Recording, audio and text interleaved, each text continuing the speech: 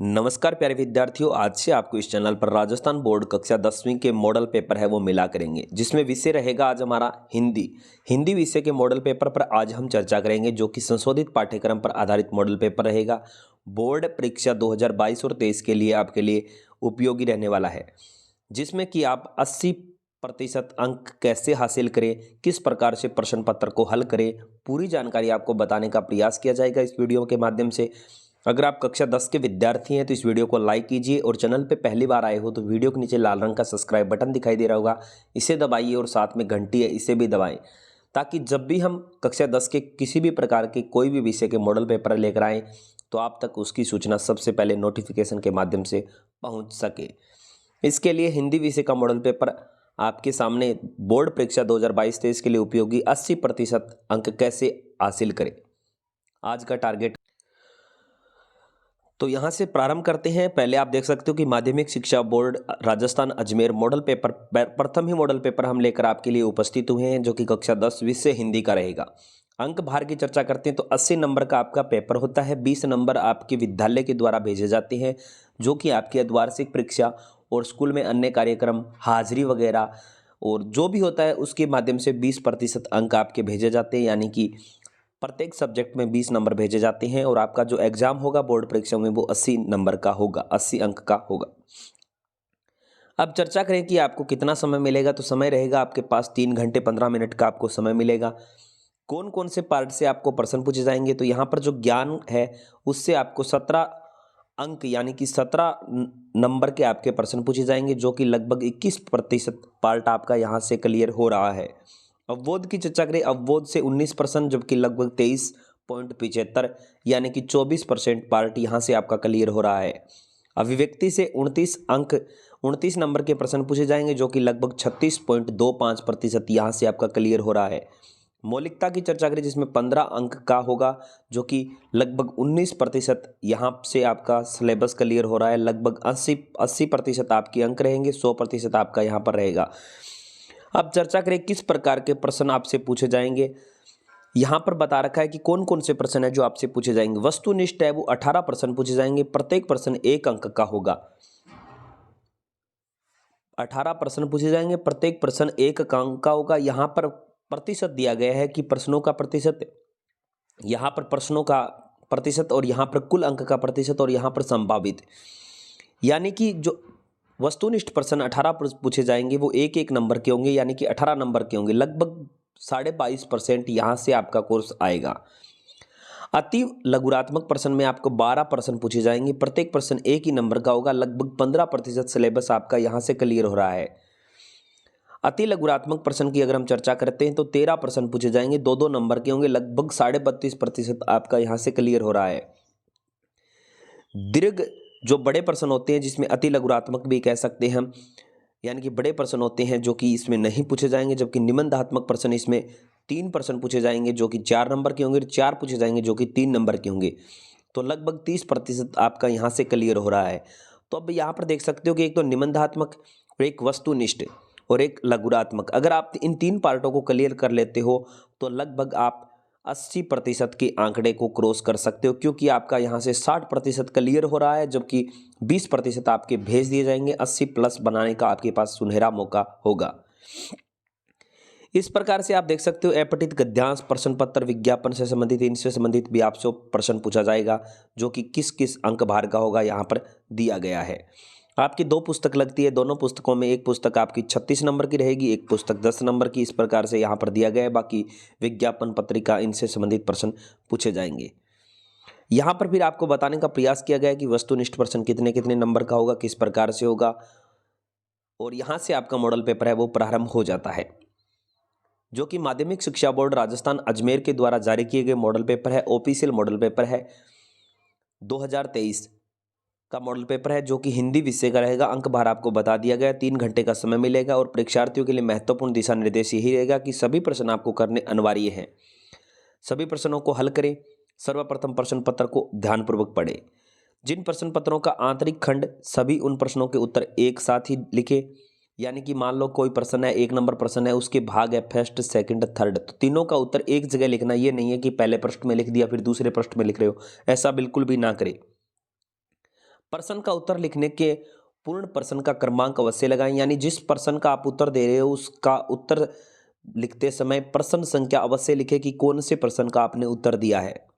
उसी के बाद यहाँ पर 17, 18, 19, 20 और 22 और 23 आंतरिक विकल्प के होंगे, यानी कि 17, 18, 19, 20, 22 और 23 इन 6 प्रश्नों में आपको मौका मिलेगा कि इसमें 2 पार्ट होंगे, अथवा वाला आपको इसमें ऑप्शन मिलेगा कि या तो आप 1 नंबर करें या 2 नंबर करें। ऑप्शन मिलेंगे तो आपको एक ही करना है, ये नहीं 17 नंबर में आपको 2 प्रश्न मिलेंगे तो उसमें से किसी एक को करना है, आपको दोनों को नहीं करना है। यहाँ से आपका प्रश्न पत्र प्रारंभ हो जाता है, जिसमें पहला प्रश्न आपके सामने आता है अपठित गद्यांश का, जिसे आपको पढ़ना है। पढ़ने के बाद आपसे कुछ प्रश्न पूछे जाएंगे जिसका उत्तर आपको देना है। ध्यानपूर्वक इस गद्यांश को आपको पढ़ना होगा। अपठित गद्यांश का अर्थ यही होता है कि आपकी जो पुस्तक है उसमें से ये नहीं लिया गया है, यानी कि 10वीं कक्षा की जो पुस्तक है उससे ना उठाकर 9वीं या 8वीं या 11वीं 12वीं की पुस्तक से उठाया गया है। वैसे यही होता है कि 10वीं से नीचे क्लासों की से ही उठाया जाता है, ऊपर वाली क्लासों से नहीं उठाया जाता। अपठित का अर्थ होता है कि आपने कभी पढ़ा नहीं हो। तो आपको अब पढ़ना है, पढ़ने के बाद उत्तर देना है। पहला प्रश्न ये पूछ रहा है कि उपयुक्त गद्यांश का उचित शीर्षक क्या है, यानी अगर इसे ध्यानपूर्वक पढ़ लिया तो आपको पता चल जाएगा कि इसका शीर्षक क्या है। अगला प्रश्न, हम आपको उत्तर नहीं बताएंगे, ध्यान से सुने, आपको प्रश्न बताएंगे, उत्तर आपको स्वयं को करने होंगे। अगला है कि प्रसाद जी से संबंधित है, यानी कि जयशंकर प्रसाद जी से संबंधित कौन सा है, उसका उत्तर आपको देना है। सभी प्रश्न 1-1 नंबर के जो हम चर्चा करें। प्रसाद जी यानी जयशंकर प्रसाद ने सर्वप्रथम कौन सी भाषाओं में कविता लिखी, उनकी जो पहली कविता थी वो कौन सी भाषाओं में लिखी गई। आगे है कि निम्न में से कौन सी संरचना जयशंकर प्रसाद की है, यानी कि जो नीचे 4 दिए गए हैं उनमें से कौन सी जयशंकर प्रसाद ने लिखी है। आगे पूछा गया है कि जयशंकर प्रसाद छायावादी का बीजारोपण किस रचना से किया, यानी कि जयशंकर प्रसाद छायावादी कवि है तो उन्होंने पहली कौन सी कविता लिखी जिसमें उन्होंने छायावादी बीजारोपण रचना में किया था। अगला प्रश्न यहाँ पर देखते हैं तो इसी के सामने आपको ऑप्शन दूसरा मिल जाता है, जिसमें आपको अपठित है जो कि 6 से 12 तक प्रश्न दिया गया है। ये भी आपका अपठित रहेगा, जिसमें आपको एक काव्यांश दिया गया है। काव्यांश को आपको पढ़ना है, पढ़ने के बाद आपको उत्तर देना है। तो पहला प्रश्न बन रहा है कि उपयुक्त काव्यांश का उचित शीर्षक क्या है। शीर्षक वाला अवश्य ध्यान रखें। शीर्षक का अर्थ होता है कि किसके बारे में कवि क्या बता रहा है, ये आपको बताना है। फिर पूछा गया कि तिमिर शब्द का अर्थ क्या है, आंख शब्द का पर्यायवाची क्या होगा, जो आंख शब्द है उसका पर्यायवाची क्या होगा। उसी के बाद अगला बन रहा है कि काव्य पंक्तियों में कौन से भाव व्यक्त किए गए हैं, यानी कि इस कविता में कौन से कवि ने अपने भाव व्यक्त किए हैं। चीर सजग का अर्थ क्या होगा, उन्मेष शब्द का अर्थ क्या होगा, और जो जार्ज पंचम की नाग कहानी है उसका क्या अर्थ है, यानी कि किस पर आधारित है, वो व्यंग्यात्मक है या ऐतिहासिक है या बाल मनोवैज्ञानिक है, किस प्रकार की आपको बताना है। फिर आपको यहाँ पर खालिस्तान दिए गए, जिनको स्थानों की आपको पूर्ति करनी है खालिस्तान की। प्रत्येक प्रश्न 1-1 नंबर का होगा। इस प्रकार के प्रश्न जैसे 2 नंबर ये प्रश्न बन रहा है तो आपका ये 6 नंबर का बन रहा है। 2 नंबर प्रश्न है वो 6 अंक का आपका है। आप मान लो पहला प्रश्न कर रहे हो इसमें कि गाय, आदमी, पुस्तक आदि शब्द संज्ञा का बोध कराते हैं, आपको बता दिया। उसी के बाद अगर आप 3 नंबर में लग जाते हो तो बिल्कुल गलत है, आपको 2 नंबर का ही जवाब देना है। उसी के नीचे उत्तर संख्या 2 लिखी, उसी के बाद आपको 1 और 2 दोनों इन 6 प्रश्नों के उत्तर आपको एक साथ में ही देने होंगे, ये इस बात का अवश्य ध्यान रखें। आगे है कि जिस सर्वनाम का प्रयोग किया जाता है, प्रश्नवाचक सर्वनाम, ऐसे शब्द जो संज्ञा सर्वनाम की विशेषता बताते हों। अविकारी शब्द कौन से होते हैं। अनुज शब्द का उपसर्ग पूछा गया है। मानवता शब्द में मूल शब्द कौन सा है। आगे फिर प्रश्न पूछा गया है तीसरा प्रश्न, जो कि यहाँ पर आपका अति लघुरात्मक प्रश्न हो जाता है। 20 शब्दों में आपको इसका उत्तर देना है। 20 शब्द का अर्थ यही होता है लगभग 3 से 4 लाइनों में इसका उत्तर आपको लिखना है। इससे ज़्यादा लिखने का प्रयास ना करें अच्छे अंक प्राप्त करने हैं तो। जिसमें आपको व्यंग्य, संधि, परिभाषा और तत्पुरुष समास के 2 उदाहरण देने हैं। और काठ का उल्लू होना मुहावरे का अर्थ, जैसी करनी वैसी भरनी लोकोक्ति है। और महावीर प्रसाद जी का तर्क, स्त्रियों के प्रति शिक्षा, बच्चों की तंदुरुस्ती, गिरिजा कुमार माथुर की किन्हीं 2 रचनाएं। और जो संगत यहाँ पर बच्चे की तंदुरुस्ती मुस्कान हो गई, गिरिजा कुमार माथुर की किन्हीं 2 रचना हो गई, और रानी और उसकी नाक हो गई। उसी के बाद यज्ञ किस विषय के विद्यार्थी थे। यज्ञदत्त एक कवि है जो कि किस विषय के विद्यार्थी थे आपको बताना है। और मैं क्यों लिखता हूँ पाठ का आधार भी बताना है। इन्होंने एक पाठ लिखा है कि मैं क्यों लिखता हूँ। उसी के बाद अगला खंड आ जाता है आपका ब खंड, जिसमें उत्तर सीमा आपकी बढ़ जाती है। लगभग 45 शब्दों में आपको इसमें उत्तर देना होता है। 45 का अर्थ होता है कि लगभग 7 से 8 लाइनों में 6 से 8 लाइन मान सकते हो आप, 10 लाइन मान सकते हो अधिकतम, जिसमें आपको उत्तर देना होगा। जिसमें आपको क्या है कि माता का आंचल पाठ में मनोभावों को बताना है, शांति हिंसा का प्रतीक बताना है, दुल्हारी का परिचय आपको टिन्नू से कहाँ और कैसे मिला इसके बारे में बताना है, काल के आधार पर क्रियाओं के भेद बताने हैं, गोपियों ने उद्धव को बड़ी भागी क्यों बताया, बाल भक्तिनी के बारे में बताना है, फिर यहाँ पर छाया मत छूना मन दुखी होता है, ये माँ ने कहा था, इस प्रकार की कोई कविता है आपकी 10वीं क्लास में जिसमें आपको पढ़ना है। काशी संस्कृति की पाठशाला, संस्कृति क्या है शब्दों में बताना है, नाटकों में स्त्रियों का प्राकृत बोलना उनके अनपढ़ होने का परिणाम है क्या, सूरदास की जीवन परिचय बताना है आपको, और राम वृक्ष बेनीवाल का जीवन परिचय भी आपको बताना है।